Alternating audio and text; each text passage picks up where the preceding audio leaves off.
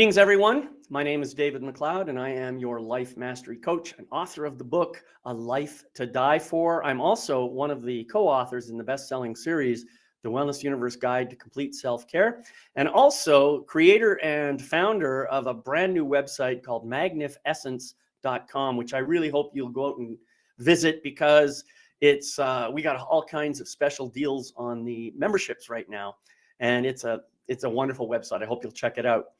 So welcome to Life Mastery TV, your source for inspiration, empowerment, and fulfillment. Today, we are doing episode number 240, and my topic title today is A Loving Light on Grief. Now, almost everyone experiences grief at different points in their lives, some of us multiple times. And it's a universal condition that transcends culture, age, and background, and all those other things that we tend to find as differences in our lives. Yet despite its inevitability, our culture seems to encourage individuals to endure this emotional turmoil in solitude. We have a prevailing narrative that urges people to bury their feelings deep within and to adopt a kind of a stoic facade in the face of loss.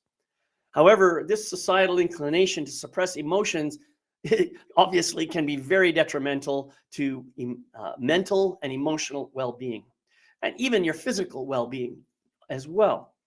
So when faced with the agonizing loss of a loved one, the internal turmoil becomes an overwhelming battleground for the heart, the mind, the body, and the soul. The conflicting emotions are not only difficult to navigate, especially alone, but can also extend to those who stand beside you, alongside you, along the grieving individual. For those witnessing a friend or loved one in pain, the societal inclination to endorse suffering in silence perpetuates a sense of isolation, which not only for the griever, but also for those who wish to provide support. So this conventional wisdom not only hinders the natural process of grieving, but also poses a challenge for empathetic allies who seek to offer comfort and understanding during such a delicate and transformative time. For this episode of Life Mastery TV, I'm delighted to welcome a newcomer to the program. My guest, Susan Lataille, is a certified master grief coach who has learned the hard way how to deal with profound grief.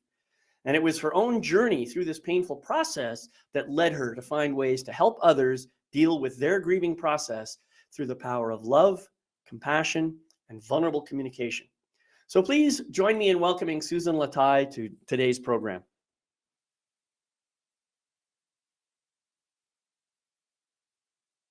Hello there, Susan, and welcome to Life Mastery TV. Thank you so much for joining me. It's great to have you on the program. Yeah, thank you so much for having me here. This is great. Yeah.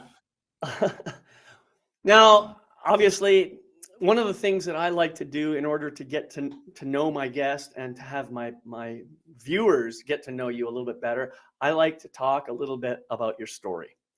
And I know that your story is probably a slightly painful one. So I don't know how much of it you'd like to share, but I'd really like to hear from you. What brought you into this field of coaching people on grief? How did you get to the point where you realized this is what I want to be doing with the rest of my life? Yeah, certainly wasn't anything I ever thought I'd be doing. So in 2014, my son was diagnosed with a brain tumor. And that came about through, he got into a slight accident. They didn't know what was wrong with him, so they sent him to the hospital. Now, mind you, before this, he was having some issues and he refused to go to the doctors. And on a subconscious level, I think that accident was a blessing because that day I told him, look, Nate, you need to do something about what's going on with you. And if you don't do it for you, for yourself, please, please do it for myself, because I can't stand watching you like this. And it was Sorry, just for clarity, how old was your son at this time? He was 26. Okay. So he was an adult, couldn't force him to do anything, plus having a brain tumor, threw a little bit more anxiety into that confrontation, and he was extremely difficult to have conversations with, even if it was just a regular conversation, if Sure. you disagreed on anything.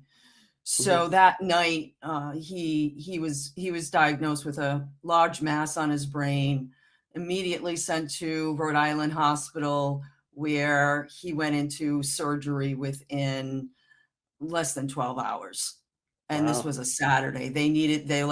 If this hadn't been found when it did, it would have just burst and he would have died instantly. Right. So in thinking about, part of what's I've held very close to me is gratitude. I was always grateful that that's the way that that happened, because if he would have died instantly, we never would have known that he had a Mhm. brain tumor. Right. So fast forward, he went through, the mainstream medical system, which is horrible. And then Mhm. 2 years later, he needed a second surgery. And then at that point, the pathology came back as a glioblastoma. And Glioblastoma? Right. glioblastoma, which is pretty much a death sentence at this point, because it already had grown back. Now it was an aggressive type of cancer, where Mhm. prior to that, it wasn't a glio. So he had that second surgery, and 3.5 months later, he was gone. Too So bad. they removed what they could, and then it really didn't make a difference. Right. It, Right. it didn't. So it was really difficult watching him decline those last few months of just becoming a shell. Literally, he lost so much weight. He was forgetting everything. He was so unaware of what was going on, to some extent. I think part of him still knew, although he couldn't communicate it. He said very little in those last few months. And then the night before he went into the hospital for the last time, this I'll definitely hold dear and near to my heart for the rest of my life, is his last words that night were, "I love you, Mom." And Mm. that was it. The next day, Oh, he was unresponsive, went into the hospital, and then he was gone the next day. So there was nothing else they could do at that point, because it had infiltrated so much of his brain that right. it was time. So Right. that night, that early morning, I sat on his bed, hand on his chest, just, telling him how much I loved him, and that it was okay for him to go, Mhm. because I didn't want to see him suffer as much as I knew how much I was going to suffer. You never want to see your child suffer, no Right. matter what that means for you. Mhm. And I Mhm. said, it's time. And off he went. Right. Yeah.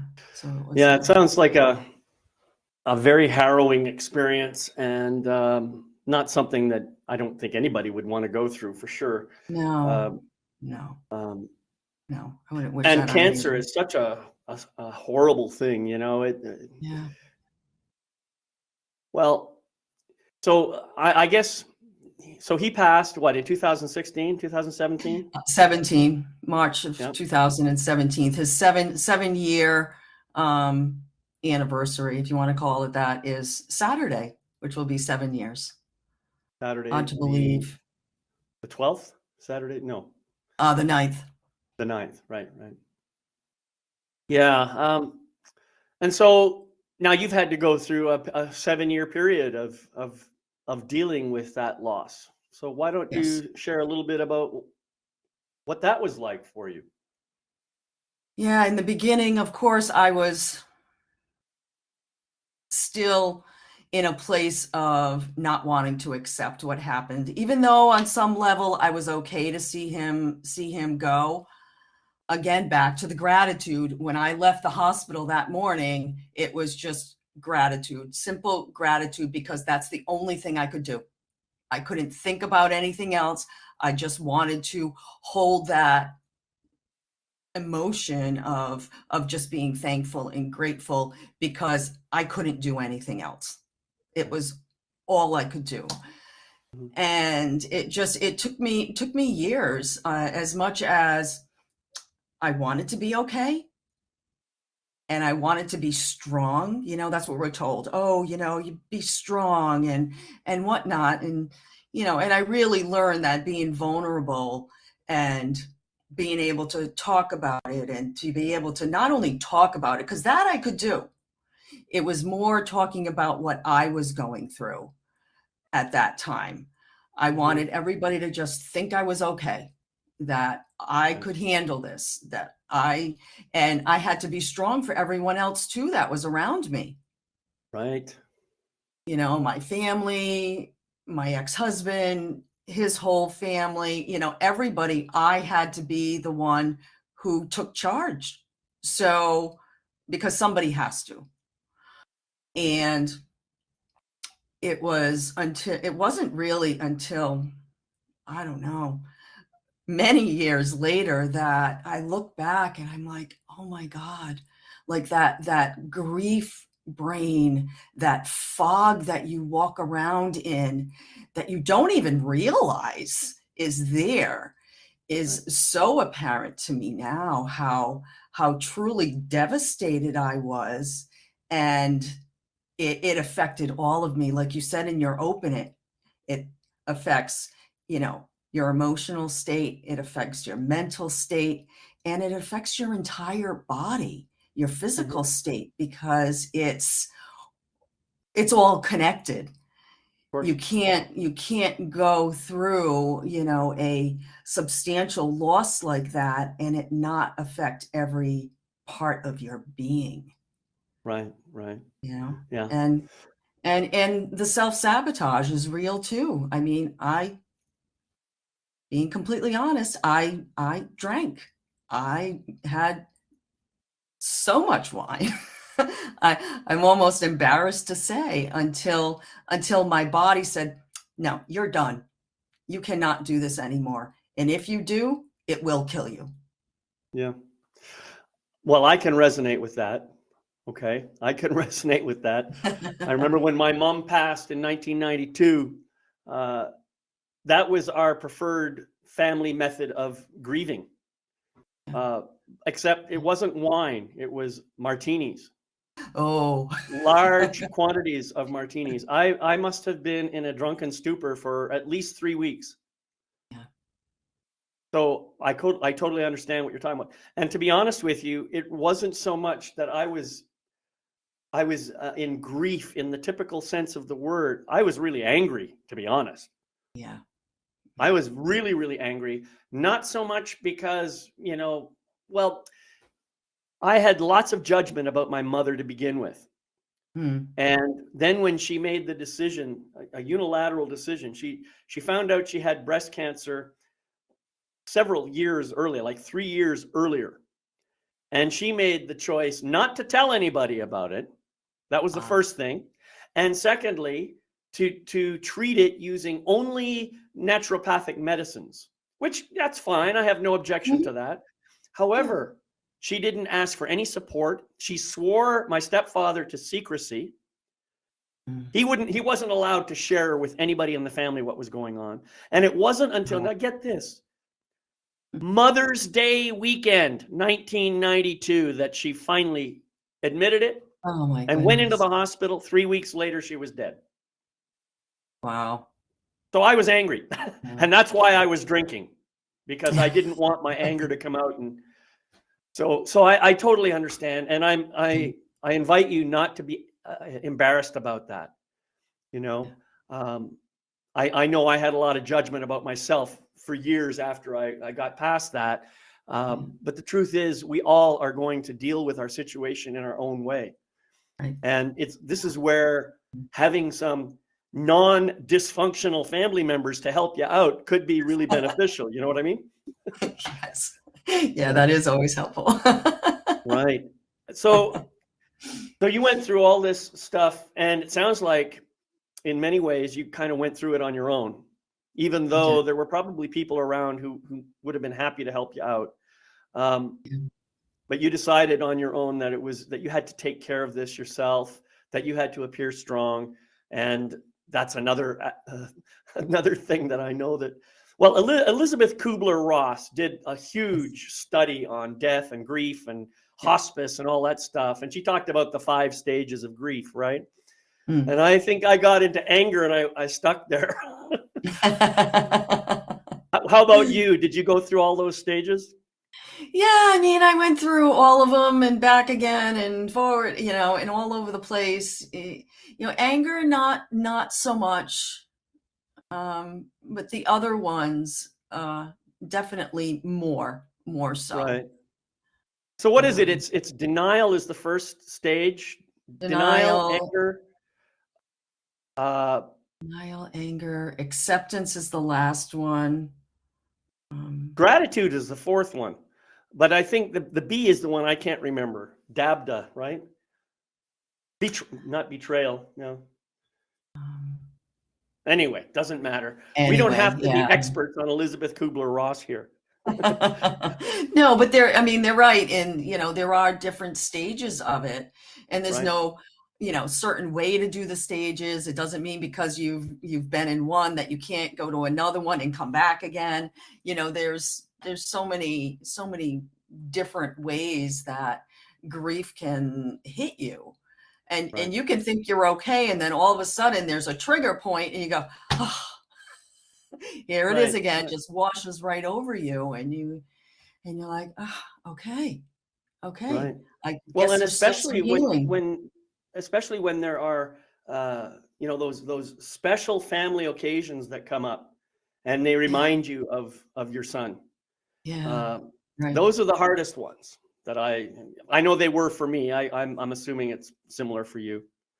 Yeah, it was more in the beginning. And I remember one family member saying, I want to say this about Nathan, but I wasn't sure if I should. I'm like, oh, please, I would rather bring him up. It's not like I don't want to act like he never existed and not bring his name up. Right. No, Right. I enjoy, and that actually, makes my heart happy when we talk about him, because it's Sure. remembering him, it's keeping his name alive, it's doing that knowing that he lives on. Of course. Yeah. Yeah. So you went through this journey, and somewhere along the way, I don't know when, but somewhere along the way, you decided that you wanted to maybe codify this a little bit and help other people work Yeah. through their own grief journey. And so you became a certified grief coach. Now, you want to talk a little bit about that part of your journey and how you got there? Yeah, in going through my own grief, I started looking for different sources or different ways that would help me. And one of the things that I like to do is go to books, Mm. and not only books, but finding people who really understood what I was going through was also difficult. So Hmm. I wanted to be able to help people from an understanding, because I've been through it myself, and help share different tools and different change misconceptions out there of the way people think about grief. Hmm. Because what I'm talking to people, and it was just like, really? Like, there weren't a lot of people that thought the way I did. And while it was still difficult, and while it still, practically destroyed me, I was still able to find some tools to tap into, and whether that was tools that I learned before or tools that I learned afterwards. I still, luckily, I had my spirituality that supported me too. Like, Hmm. I never thought that he was just completely gone. Right. I yeah, I mean, I know he's not, and I've seen signs of that. He's not gone. He shows up, and yeah. when Sure. when I need him. Right. So And so in doing that, it's like, okay, I kept putting it off. I kept putting it off. I kept putting it off. Finally, about 4.5 years into my journey, I said, it's time. Right. It's time. So I took the steps to become a certified master grief coach. And then I was like, okay, what now? Mm-hmm. Mm-hmm. What now? What do I do now? Well, I'll say this. That's a great calling, I think, to Yeah. have, to be involved in supporting people in grief. And there's certainly no lack of people who really need that support. Yeah. They may not necessarily want to admit they need that support. I Yeah. know that, as you describe yourself, who wants to admit that you're emotionally vulnerable? It's Yeah. not something that people like to talk about, you know. And we don't make it any easier, as I said in my write up. In our culture, you know, we just don't make it easy for people to express their emotions. Right. You know, it's taboo in many ways. Mm-hmm. So Certainly. yeah, yeah. Yeah. So why don't you But share? You talked about some of the tools that you learned. Can you share, you know, two or three of those tools here with us here today? yeah, one of them, like I said, was certainly gratitude. Whether it was a gratitude journal or whether it was just when I felt the need to having to raise my vibration or to get into a better space, gratitude was always something that I went to. Also, meditation has been huge for me the last 2 years, where it's just part of my life now and something I need to do every day. And lastly was writing. Writing Mhm. really is what took me down the path of finding a way to help people more than through talk therapy. Yeah. So in my own journey, when I first wrote my story, afterwards is when I started my business. It was when I decided it was time to become a grief coach. So I figured, well, okay, if this can be cathartic and healing for me, then I'm sure it can be for others. Right. So that's the main thing I use, the main modality, if you want to call it a modality, is writing, and people writing their stories and pushing them to really not just write the details, but write all the emotions that go along with it and what was going through their head at each moment in time.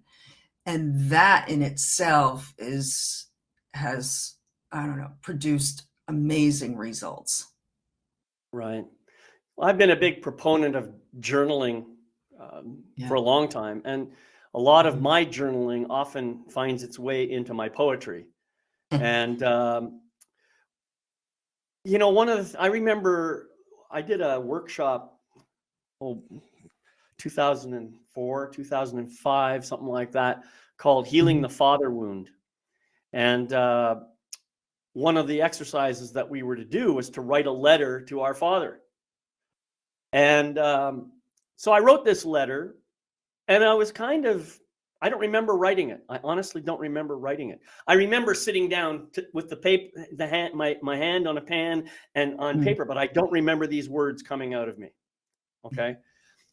But I forgot about this, and I found that journal a while back, and I started reading it, and I was just in tears. I thought, oh my God, I Yeah. wish I could have released these tears back then, Right. you Right. know?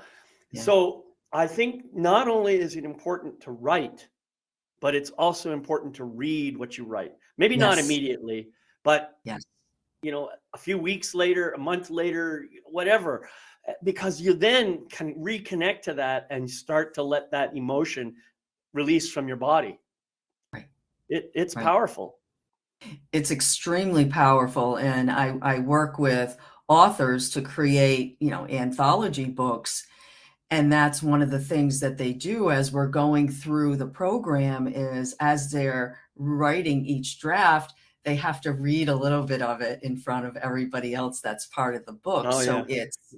it's so powerful to watch the person and then also watch all the support that they get from everyone else that's there.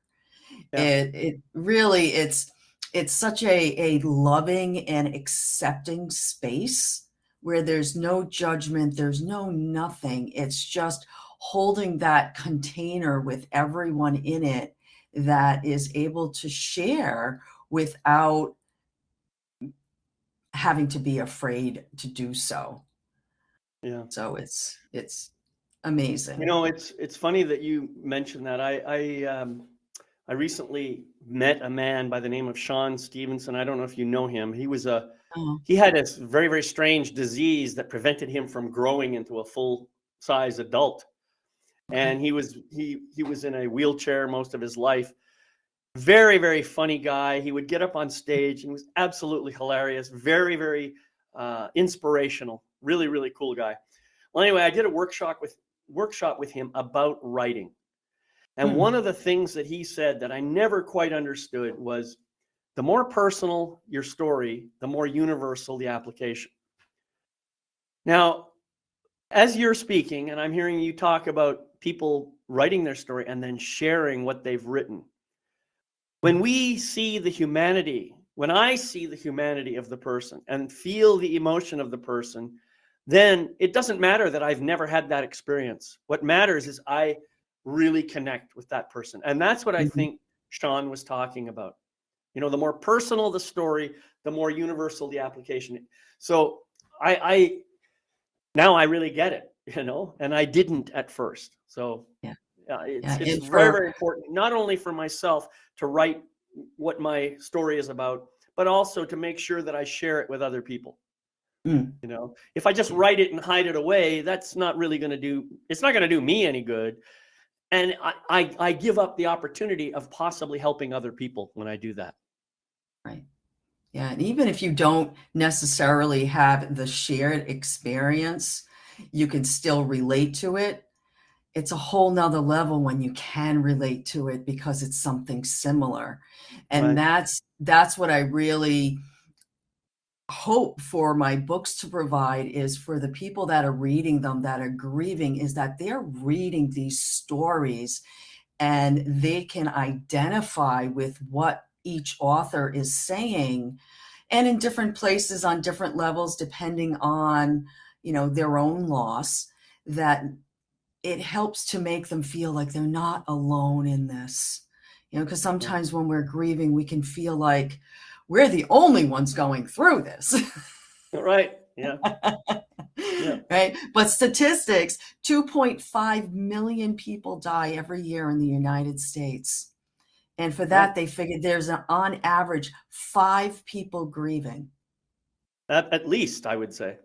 Yeah, at Yeah. least At that's least. on average. Yeah. So when you think about that and how that keeps compiling every year, because it's not like, oh, you stop grieving after a year. Right. Yeah. Well, and you know, you mentioned, I'm sorry, how many people? 2.5 million a year 2.5 die? million Yeah, and that's every year.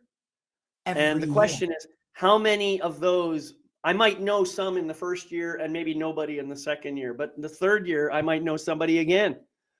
because we all, and when we're younger, we probably don't have that number of experiences. I mean, I Right. know for me, I didn't really experience the concept of death or grieving until I was in my mid 20s.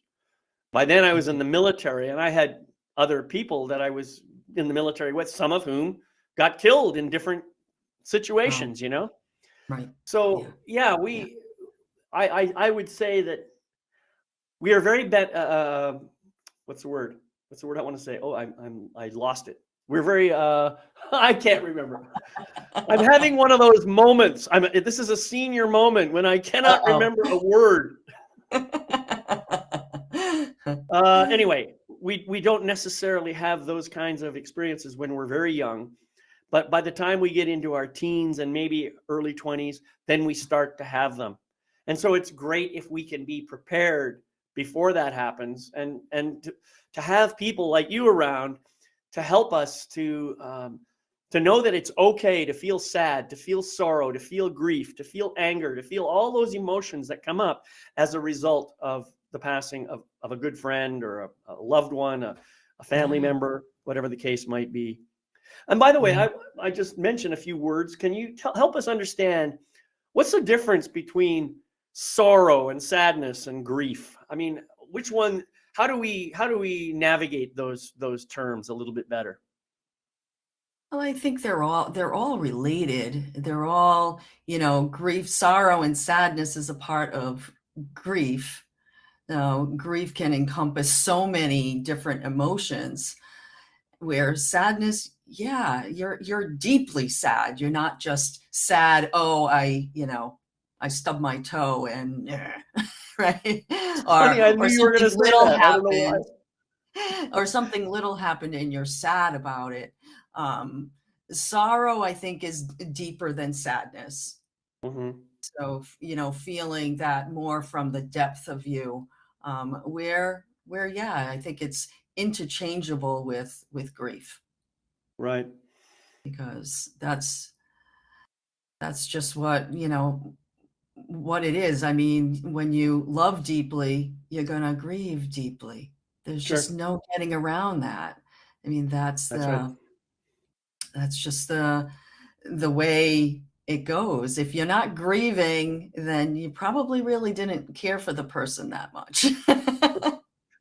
Right. Well, but there's another side to this that I think is important, and you've said it yourself already. You say you have these experiences that remind you that your son isn't really gone, and Mhm. so you feel him, you remember him, you experience him in various different ways, uh, and I think that's true for all of us. The Mhm. reality is that what are we really grieving in this case? We're grieving, well, the loss of the body that encompassed that spiritual essence, Right. perhaps, the loss of the connection that we cherished so much. Um, Mhm. but what else really is there? In the reality, in the grand scheme of things, if your son is still really there, then you haven't Yeah. really lost anything, have you? Other than, No, it's I'm not trying to minimize and this and or grief isn't for the person who died. yeah, no, of Grief course is not. is for ourselves, and we're grieving the former self of who we were, because that person had a unique relationship with us. Hmm. So we're grieving that relationship as it was. Even though I believe he's still here, that relationship isn't the same. And nor Correct. can it ever be the same. It changes. And you know how well people do with change, that Well, we that love change, we're except when we don't. exactly. So we're really grieving our former selves, and that former relationship of what that was and how it impacted our life. Because now we have to, you know, create a new reality without them in it. Hmm. Right. So it's a lot of times rediscovering who we are without that person. Like, Nathan was my only child. Hmm. Am I still a mother because he's not here? And I grappled a lot with that in the beginning. I'm like, am I? And I came up with yes. Yeah. Well, I think Yes, if I you've am. given birth, you're a mother. It's Yeah. I that's mean, I'm still a mother, but those are the things that run through that grief brain that think about and go, how do I respond when somebody asks me if I have children? hmm. And how You do know, you respond when somebody asks you if you have children? I say, yes, I have one who passed. Nice. I mean, And that that's gives, yeah, them an opportunity to connect with you on a deeper level. right, Yeah, right. that's nice. I Yeah. like that. Yeah, just something simple that yes, I do, and that either makes somebody feel really awkward, and That's they their say, stuff "I'm to deal sorry, with, right? yeah, sorry for your loss. Let me run away from you now." Yeah, right. Yeah, yeah. And then you have the other one who says, "Yeah, I've had this happened to me. And when I'm out and about in public, whether I'm networking or at events, and I tell people what I do, it automatically gives them permission to say, me too. I Sure. just lost this person. This person just died. This happened to me. And because in normal out in society where it's a taboo subject, you can't talk about it. And I'm glad you brought that up, because that is another issue that we have to address. I'm sure of it.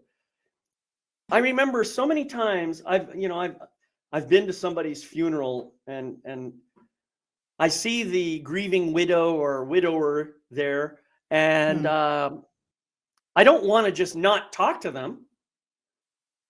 So I had to train myself to just go up there, speak to them in person, and say, I'm really sorry about your loss. Your son, Bob, was a good friend of mine. We did a lot of good stuff together, and I can imagine that it's really painful that he's gone. Just saying that, all of a sudden, the conversation opens. And the person usually says, oh, tell me more about your relationship with my son. Right. Right. They want to hear it. Absolutely. It doesn't have to be so unpleasant. It doesn't have to be so awkward, Right. But whatever you do, don't go on to somebody and say, well, life goes on. No, there are so many inappropriate things that people say. Yeah, life goes on. I just when I witness that, I just want to punch the guy. What do you mean life goes on? Yeah, right. And often they're saying it with good wishes in their heart. They're not trying to be malicious about it, but they don't realize that they've just stubbed their toe in your face. Right. Right. Yeah, most people don't realize it. And I think that's, just it's on an educational level that people need to be taught more about grief. Yeah. Because nobody thinks about it until it happens to them. Right. So and when they know somebody close to them, they do one of two things. They either go and do their best to support, even though they have no idea.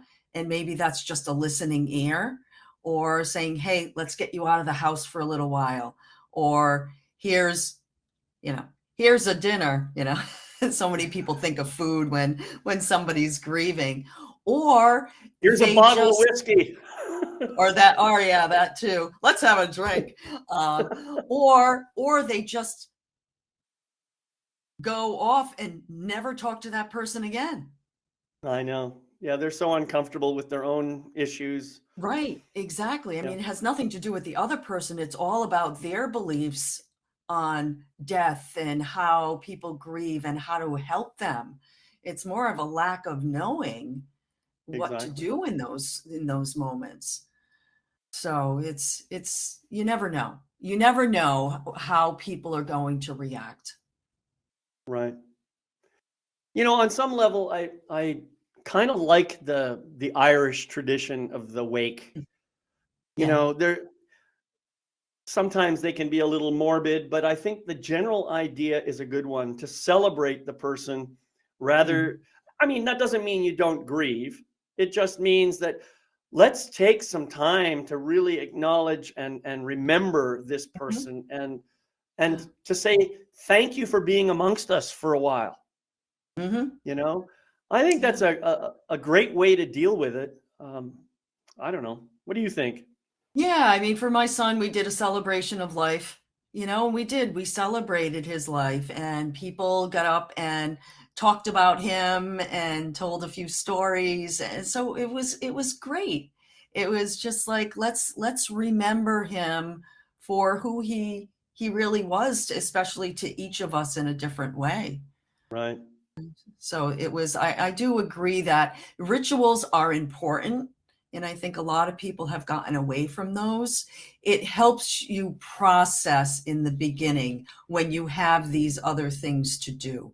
Okay, you have to prepare for the wake, or you have to prepare for the day that you're going to celebrate them. And that might be putting pictures together, making sure everybody knows when it's happening, do all the final details, who's going to speak, who's going to be a minister or a priest or whatever during it. So it helps you start to process it before it's saying your final goodbyes, in most cases, to their earthly body. Right. To that memory of them, because then it changes, from there. But it gives you those few days to just celebrate them and really make them the focus of everything you're doing in those short, whatever, 3 days to a week, depending on how all the services play out. So. Right. And this is not something that you necessarily have a lot of time to plan for either. No. Because how often do people die on a schedule? Oh, I think I'm going to die next Friday. So let's have this, let's have everything ready to go. Right. No, it doesn't work that way. It doesn't work that way. No. Yeah. And that's why people get bereavement days, is to be able to, grieve, to take care of all the, services. That's a whole nother story of grief in the workplace and how it's definitely misunderstood. Right. How coworkers don't know how to remember, we've got this, it's not okay to show your emotions thing. So, when people are grieving, there's probably going to be some tears. Hey, how can I be empathetic and supportive and not in any way shame you because you happen to have some tears? Right. How do I do that? And I know how to do it, but I think people have to ask that questions for themselves. Yeah. And I know that one of the things that I have learned is I used to be this kind of person who I'd see someone crying and I'd shove a box of tissue in his face and say, here, cover up, or, stop crying or whatever. Now I just kind of, oh, you got some tears. Okay. Do you need some support? Would you like a hug? I don't just reach over and touch or do any of that stuff because I don't know what that person wants. Maybe what that person needs is, I just want to be free to let these tears out. Leave me alone. Right. Yeah. I think, and it's important to ask, especially when you're not sure what to do or you're unfamiliar with somebody grieving, is ask them, what do you need right now? Yeah. But sometimes I find even asking kind of interrupts them from their process. Yeah. So I just kind of wait a bit and I make eye contact, let them know I'm there. I'm here. If you need something, let me know. Right. Exactly. And sometimes what that usually does is it opens a space. If that person wants a hug, they'll just kind of lean in and I'll just be there. Yeah. Nice warm body to hug, and I'll listen, and you can run your snot on my shoulder, whatever you want to do. We'll clean it up later. It's not a big deal, Right. Yeah. Right. No, we feel we're meant to cry. It's the body's way of releasing and processing and So how did we ever get to this place where we said tears are bad, crying is bad? I just don't get it. I know, or stuffing everything down. We are taught like, oh no, you can't show emotion, you can't cry, just stuff it all down and you'll be fine. Right. It doesn't work so well. Right. One of the things that you mentioned in our previous conversation, as we were building up the topic here, you talked about finding purpose. Tell me more about that. How does this event, the loss of your son and that grieving process, help you to regain your sense of purpose in the process? How did that happen?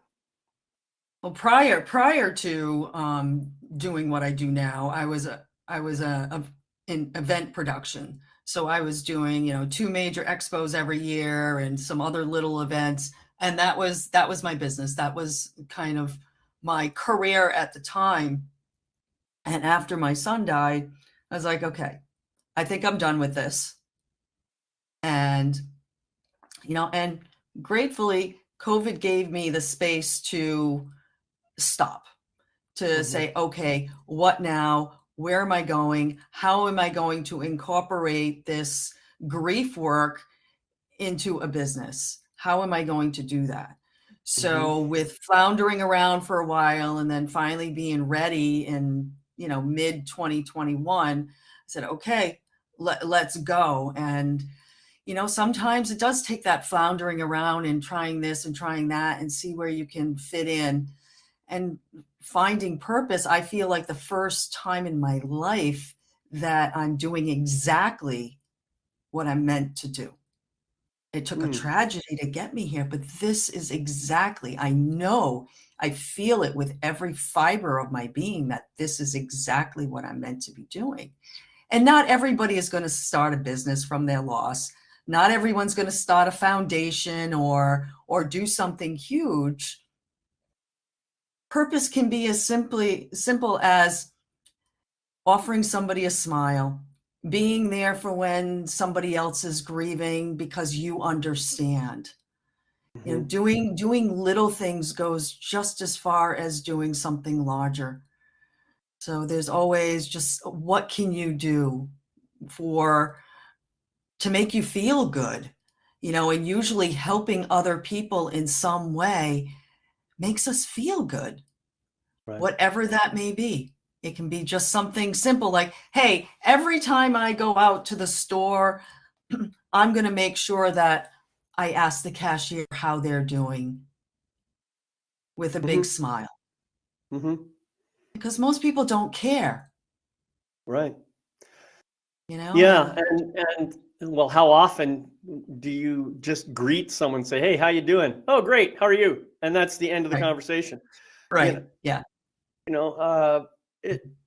It's pretty sad, really. So sometimes I throw people off and, someone will say, hey, how you doing? I say, pretty crappy, but thanks for asking. Yeah. And you could ask it in a different way. Do. I think we're conditioned to, just ask somebody how they are and you just say fine or good or whatever. Right. So ask them, hey, how's your day going instead? Or how, something. Yeah. Well, I like what you said about for the first time in your life, feeling like you're really doing what you're supposed to be doing. And I think that's a great place to be. And I know for me, I didn't discover that place until I was well into my 50s. And I thought, man, if I could only have found that this many years earlier, imagine what my life would be like today. I mean, it doesn't mean I would have been rich or wealthy or any of that crap. It just means I would have been more satisfied, more fulfilled, more of the time. Now, I love what I'm doing. And for me, it's really all about helping people get to that place of knowing the truth of who they really are. Because once they have that awareness, then the purpose kind of evolves out of that pretty easily. And, but having that knowing is, all right, I'm on the right path. It doesn't matter whether I make a lot of money or not. That's not what I'm here to do. I am here to help as many people as possible find their way back to the truth of who they are. That's my purpose. Period. Yeah. And your purpose now, I mean, I think even though you may frame it in terms of helping people to find their way through grief, ultimately you're doing the same thing. I am because it really is about, like I said earlier, is rediscovering who they are now in a sense. That's right. And really when you feel your grief and you go through all those emotions or stages or whatever you want to call them, is that you're learning an awful lot about yourself. Exactly. It's all about, excuse me, that personal discovery. If you're willing to go there, you have to feel it in order for it to heal. Right. There's no magic bullet here. There's no magic way to get through grief, because you have to go through it. You have to go straight through the heart, because that's the only place that you can. Right. You got to feel it to heal it. That's right. Bumper sticker for you for free.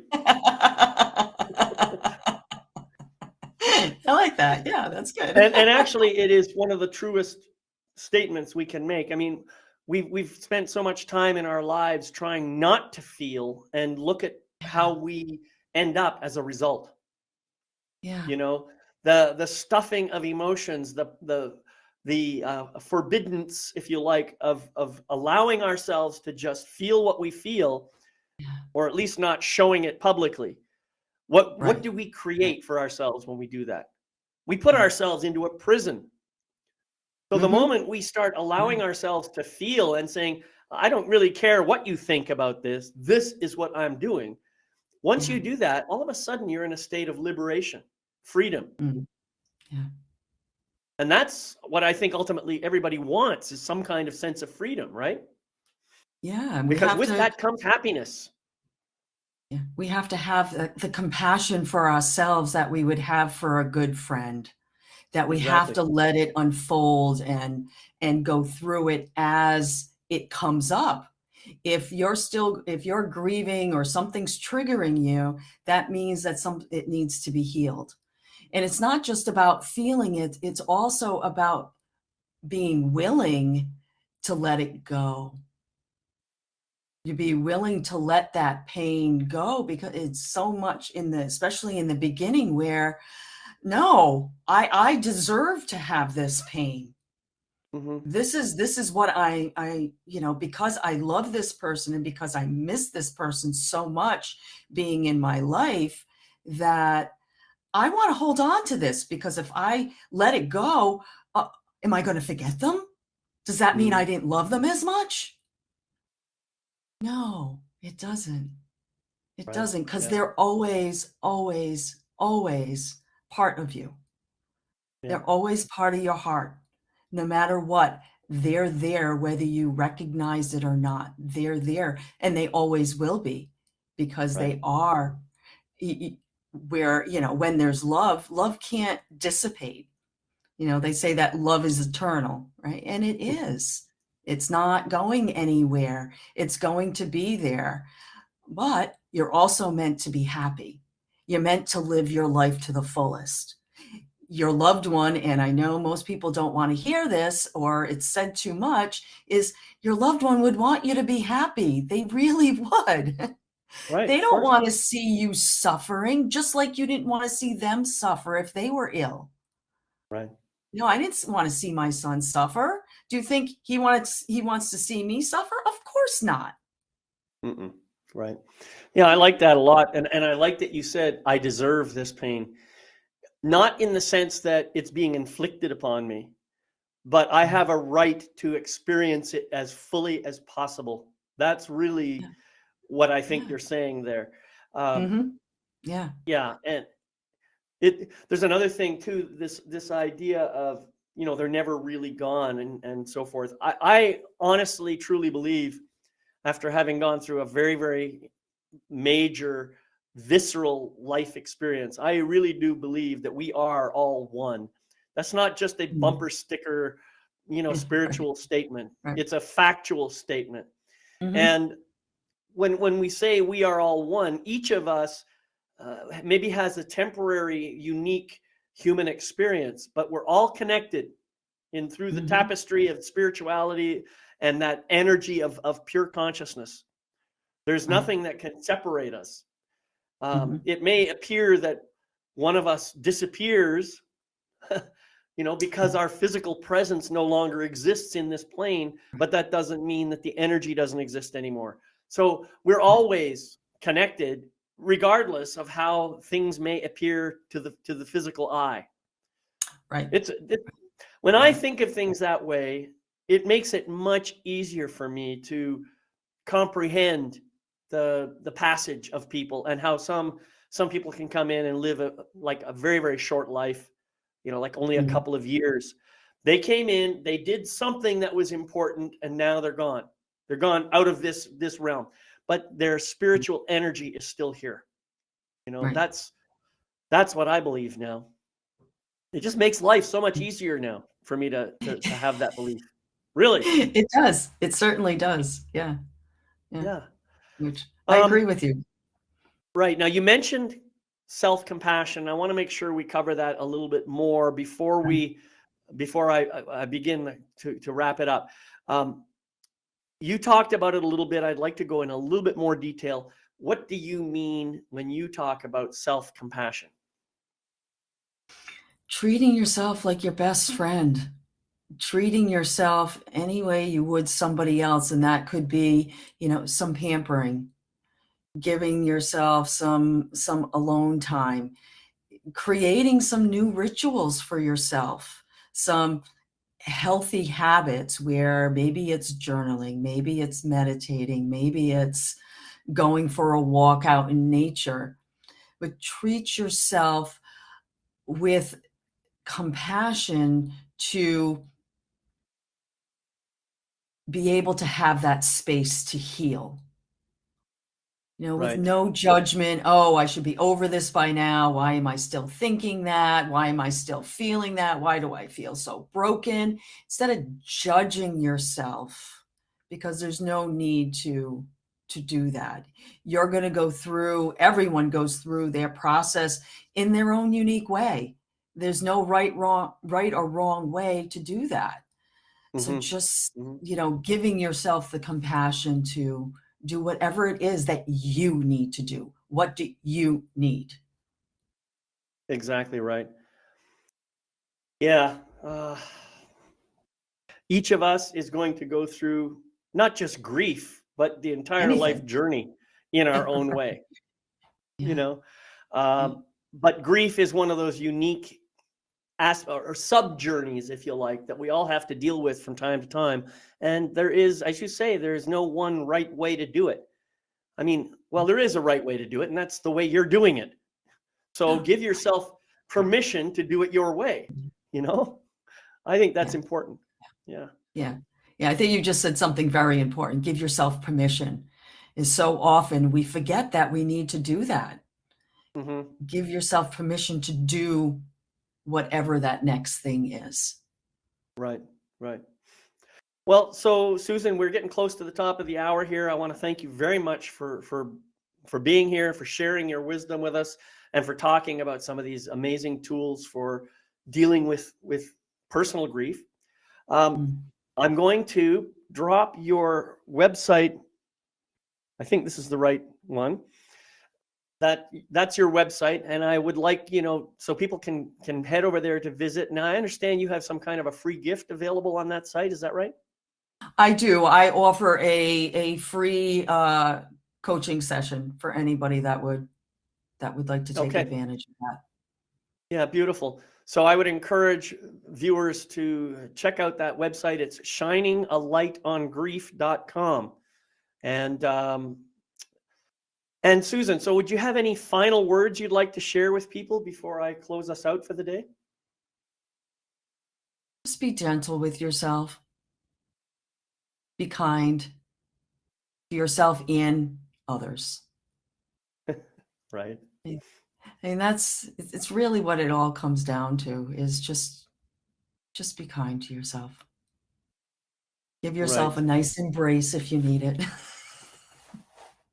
The self-hug is a powerful thing. I love that you said that. Yeah. And it may seem a little corny, but so what? Go stand in front of the mirror and watch yourself hugging yourself and say, I love you while you're doing it. Yes. Absolutely. Right. It's a beautiful thing to do. Yeah. Well, thank you again, Susan. It's been a pleasure having you here. For everybody who's been watching, thank you for coming. And for those who are watching the recording, thank you for checking us out. I'm going to invite you to take advantage of some of Susan's profound insights into grief and really take some of these valuable practices for your own healing journey. And of course, journaling, I guess that was a slip of the tongue. Do remember to start writing stuff. Write down your journey. Keep notes. Monitor your own progress and read what you write. It'll be very, very healing for you. Yeah. So thank you all for watching today's program. And remember, you can catch the recordings of this and every other episode on my website at lifemasterytv.com. And I just like to remind you to practice the life mastery mantra every day. It goes like this. I gratefully forgive the imperfect being I have been in the past. I gratefully accept the magnificent being I am right now. I gratefully welcome the evolved being I am becoming in each new moment. So until we meet again, my name is David McLeod. I am your life mastery coach, wishing you love, light, and blessings on your continuing journey. See you next time on Life Mastery TV. Bye-bye.